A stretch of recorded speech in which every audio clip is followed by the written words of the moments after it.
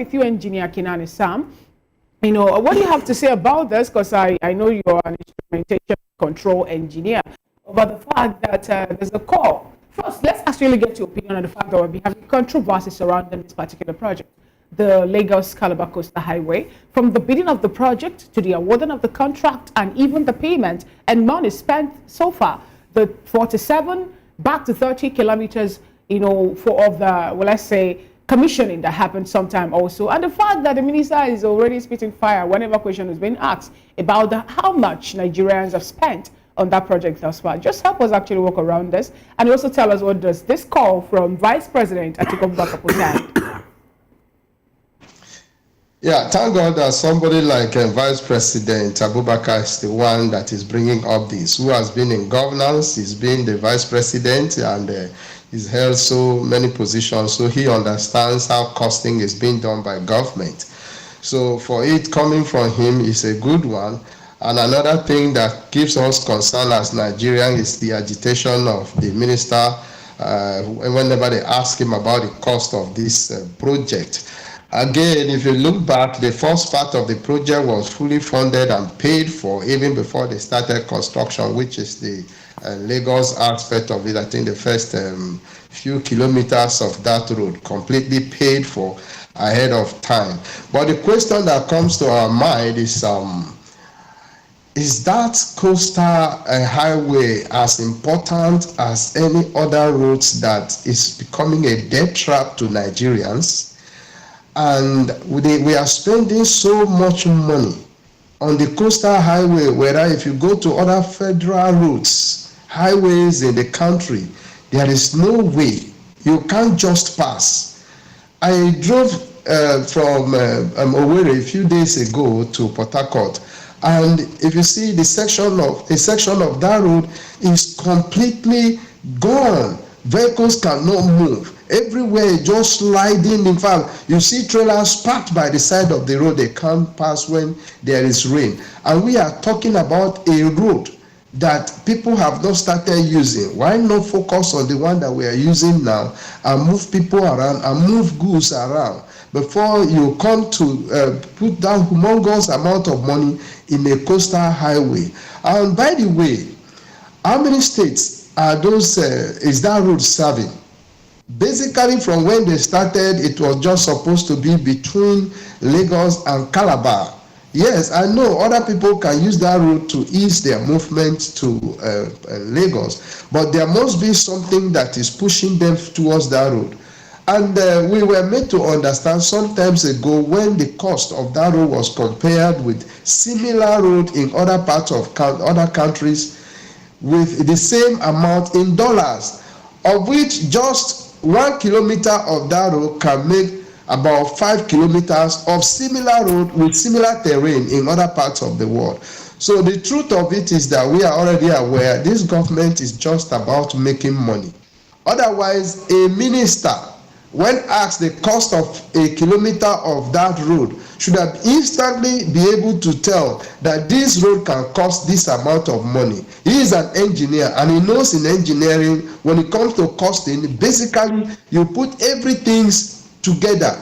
And so even if there will be variation, that variation is also counted into the costing, so that he should have been bold enough to say 1 kilometer is going to cost us 1.5 billion naira. And everybody will look at it and will quantify that with every other thing put together. But for the fact that I was not able to say it, tells us that something is wrong. And he gets agitated whenever that is mentioned. The cost of that road is mentioned. He gets agitated. That tells you. For me, we already know they want to make money for the next election. And that is just one of the ways they are going to get back the money they are going to spend and leave Nigerians in their penury, their suffering, the way we are now. We do not believe in whatever they are doing. Like we said before, when they come up with a policy, just watch, that policy is just for them. Sooner or later, they will change it to suit what they want and not the policy itself that they have promulgated. They are just good at speaking. If you see, when they come to occasions, they will begin to tell you, we've done this, we've done that. And I tell you, that coastal highway will not be completed in due time as they are claiming. Thank They you so just much. want to make it. Thank you, Engineer Kinani. Let's bring it back to the studio. Mr. Fanimo, the engineer himself, the Minister of Works, have made Nigerians understand that this particular project was awarded at the cost of 7.5 billion naira per kilometer. And, you know, we also learned the other time that the National Assembly, rather the Senate, says that they are not aware of that particular project. I'm talking about the financing and all that. And there was a time they called for a halt in it. And you know, now Atiku Abubakar is also calling for such or that particular project for people to, or for the government not to pay money again for its financing that issue. First of all, wait, hold on, and reevaluate and come out open to tell Nigerians what is really happening with the Lagos-Calabar Coastal Highway. What do you have to say about this? If that work is to be suspended, we've spent close to, you know, 1 trillion naira actually on that project alone. What does that portend for Nigeria? Let me start by telling you that I'm not an engineer and I'm not a quantity surveyor. So I may not know how the realistic per kilometer expenditure. But is it not instructive that we have a National Assembly that cannot look the executive arm in the face and tell them, look, this thing, we are not clear about it. Put it on hold. You can now see where our problem is located.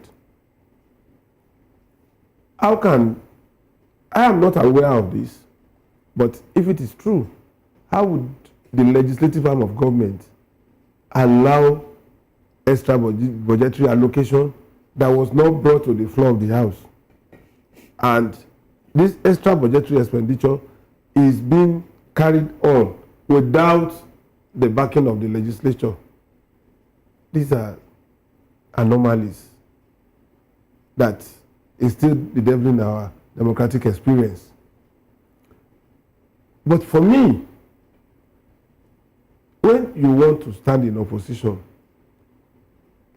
bring the alternative, not just criticism. In other climes, engineers, civil engineers, quantity surveyors, and all that, structural engineers and all that, would have come together and said, look, this is our finding. A kilometer of road, considering the terrain, the topography of that corridor, should be between X, Y, Z. But not just shouting. Sheyi Makinde did and insulted him. Sheyi said between Oyo and Sheyi, this is how much it cost us at some point. This is how much it cost us.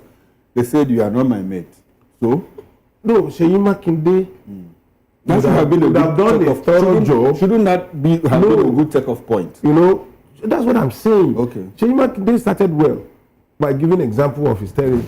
But what you've spent in constructing road, I'm talking from a layman point of view, what you spend in constructing road in a place like Bayelsa cannot be the same as a place like Ondo State. Okay.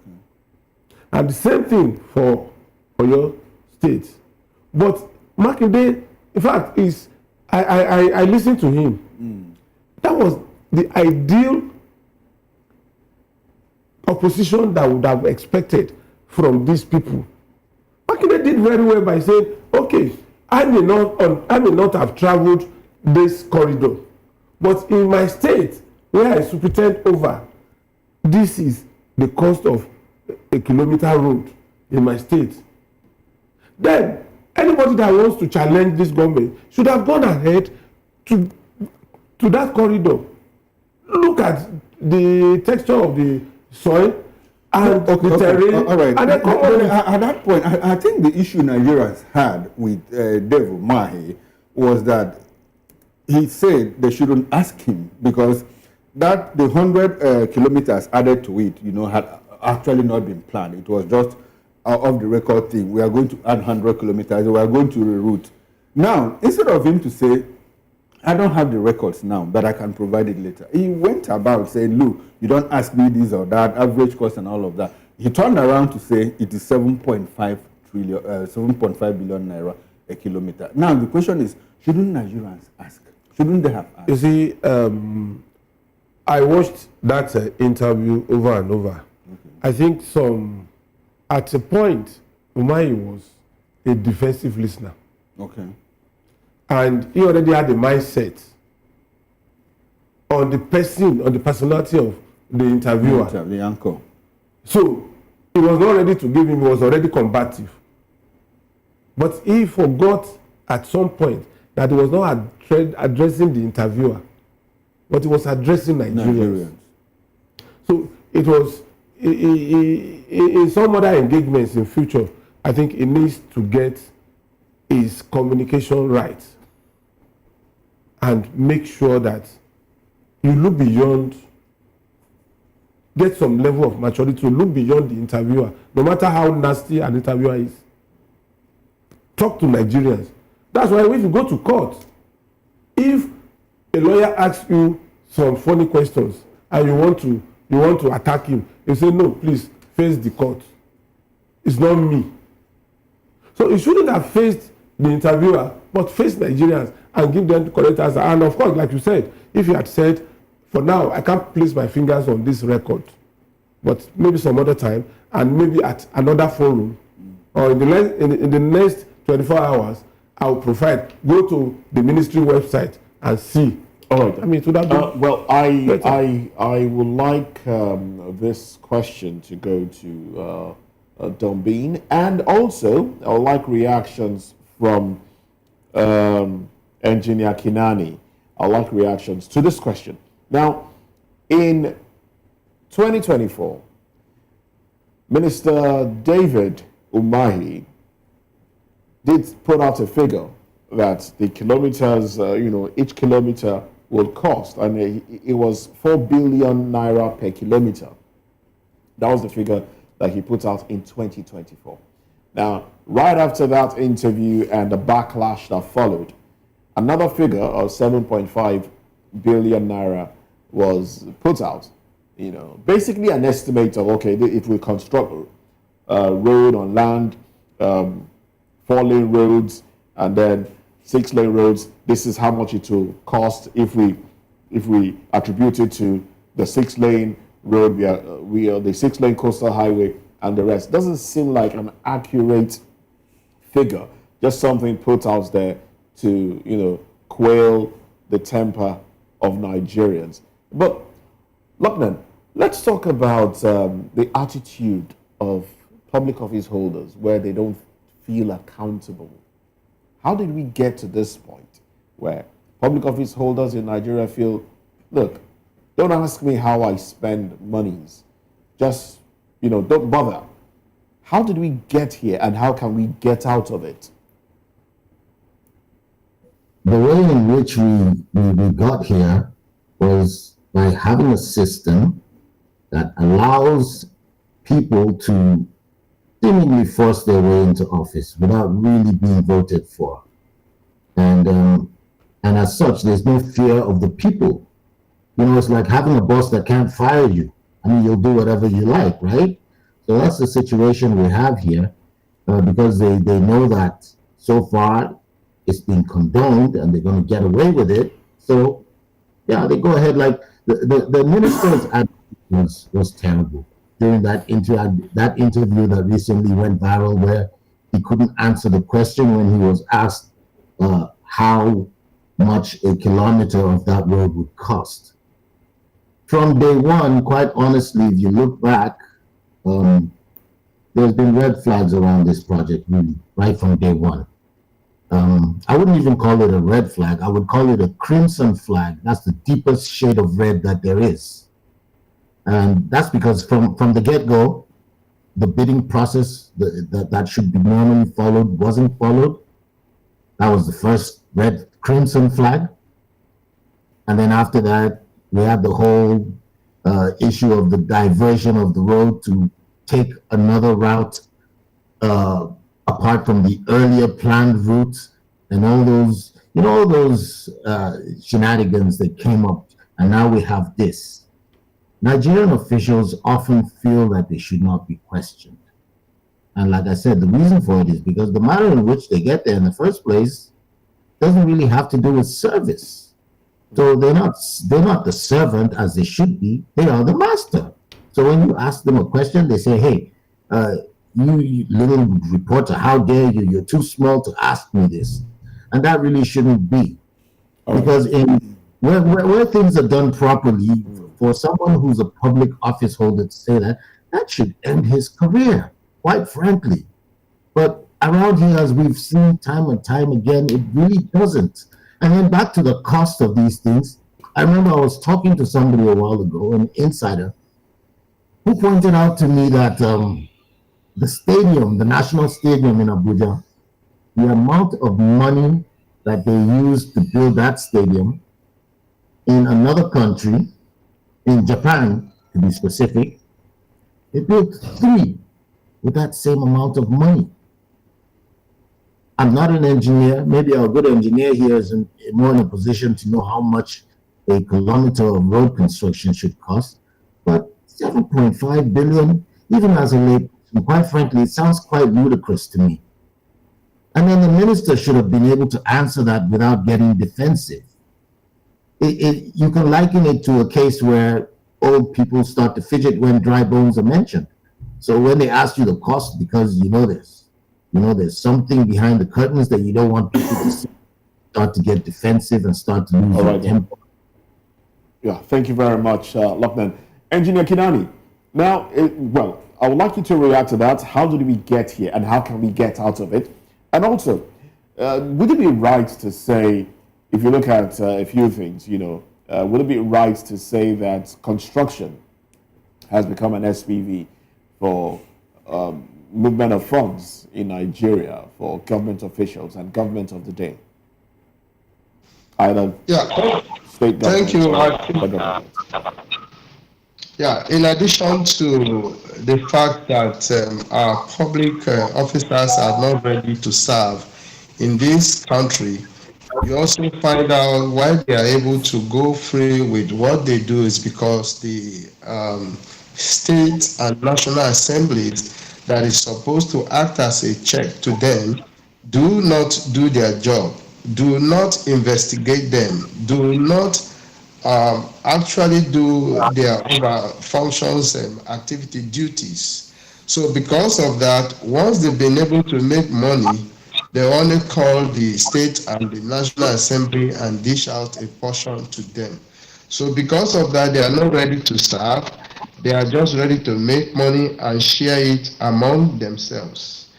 Then for the fact that in Nigeria, roads construction, not just road, any other form of construction is being done without the due process. There are supposed to be standards that should be followed for people to be able to construct a project. First and foremost, they should do the analysis whether that project is useful to the people or not. But some cases you find out that projects that are being constructed or delivered to the people are not even useful to them. And that is why you see many of their projects are abandoned today. Even some of those ones that are being constructed are not in use today. So they do that because they can easily increase the amount of money they are spending for that, and people do not ask questions. The Nigerian Society of Engineers are supposed to have representatives in any of these construction that they are doing, where the civil engineers will work together and bring out a cost for each of the project that they want to do. But if you ask yourself, or you ask me again, are these people represented on any of the boards of those projects? None of them is there. So the ministers, the commissioners, the governors, some of these projects are even given to members of the state and national assemblies for execution, which contravenes our law. They are not supposed to be the people that will be executing this project. You are doing them a favor and they are doing you a favor. That is what it stands for. So for me, simply because there is no checks and balances, we are pushed to where we are now. And even if an individual wants to take them to court and challenge their activity, The same thing happens in the court. Once they're able to corner a judge and then dish out what is good for the judge, that matter will just remain there. So accountability is because also we in Nigeria, the public, have not been able to stand firm. How many of us are able to challenge them? Sorry, if the media representative was not strong enough to ask those questions, he would have been cowed out. But because of fears of what might become of us, many of us have not been able to speak. So it gives them a bigger win for them to be able to do what they want to do. They are not challenged by the public. They are not challenged by the system that is supposed to challenge them. They are not challenged even in the court that was supposed to take them and then give a ruling on anything they are doing that is contrary to the law. I just don't want to be specific, but you can see this thing is generalized and it happens not just in construction, not just in project, but in every aspect of governance. There is no accountability. Which is very, very unfortunate. Well, thank you very much, Engineer Sam Kidani.